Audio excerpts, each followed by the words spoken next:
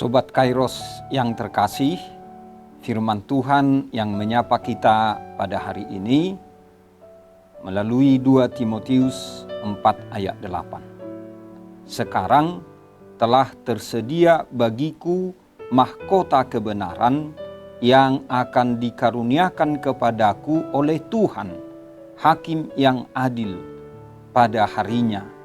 Tetapi bukan hanya kepadaku, melainkan kepada semua orang yang merindukan kedatangannya.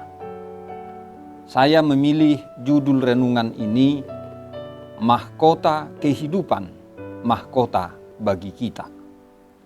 Rasul Paulus mengetahui dan merasakan akhir hidupnya sudah dekat. Ia melihat dirinya sendiri, mengingat sejak pertobatannya, mempersembahkan hidupnya bagi Tuhan. Waktu, kekuatan tubuh atau fisik, uangnya, keahliannya, ketajaman pikirannya, dengan tulus dan setia, semuanya ini dipersembahkan bagi Tuhan. Kini tinggal hidupnya, dan dengan sukacita ia akan menyerahkannya kepada Tuhan. Kematiannya akan membebaskan dirinya dari beban yang tersisa dalam hidupnya. Itulah yang kita baca pada ayat 6 dan ayat 7. Paulus juga mengaku ia telah melakukan 3 hal yang terpenting atau utama. Pertama, mengakhiri pertandingan dengan baik, yaitu menyajikan pelayanan terbaik sepanjang hidupnya.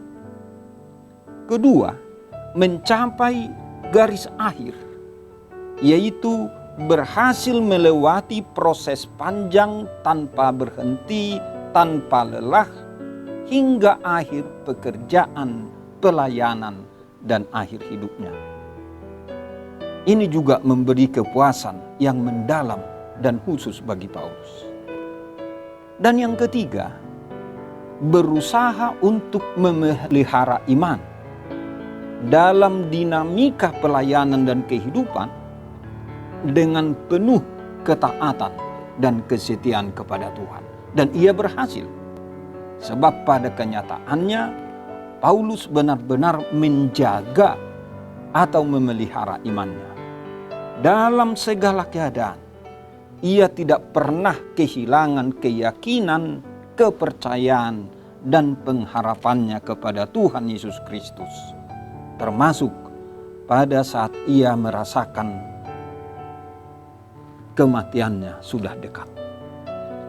Sobat Kairos yang terkasih, pada ayat renungan hari ini, Paulus dengan yakin berkata, "Sekarang telah tersedia bagiku mahkota kebenaran yang akan dikaruniakan oleh Tuhan." Sebenarnya bukan hanya bagi Paulus sendiri. Mahkota kebenaran itu akan dikaruniakan Tuhan. Tetapi kepada siapa? Kepada semua orang yang merindukan kedatangannya, yaitu kedatangan Yesus yang kedua kali. Dan pada hari ini, kita pun dapat mengatakan hal yang sama, bahwa bagi kita telah tersedia mahkota kebenaran dari Tuhan. Tetapi dengan syarat, jika kita menjawab ya atas 3 pertanyaan reflektif, pertanyaan pribadi ini. Pertama, apakah kita telah melakukan dan menyajikan pelayanan yang terbaik dalam pekerjaan dan pelayanan di sepanjang hidup kita? Yang kedua, apakah kita telah melakukannya dengan taat dan tekun hingga mencapai garis akhir? Dan yang ketiga, apakah kita telah memelihara iman, tetap setia pada janji, mengabdi dan melayani hanya pada Tuhan?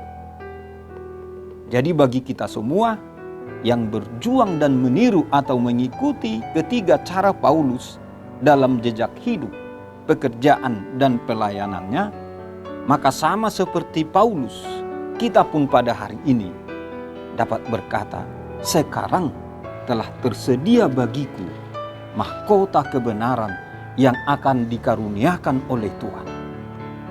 Inilah kabar baik bagi kita. Inilah berita sukacita itu, bahwa Tuhan akan mengaruniakan mahkota kebenaran bagi kita, yaitu hidup yang kekal, kehidupan bersama Tuhan. Amin. Selamat beraktivitas. Tetap pakai masker, jaga jarak, dan rajin cuci tangan. Pakai sabun serta jauhi kerumunan. Tuhan Yesus memberkati. Amin.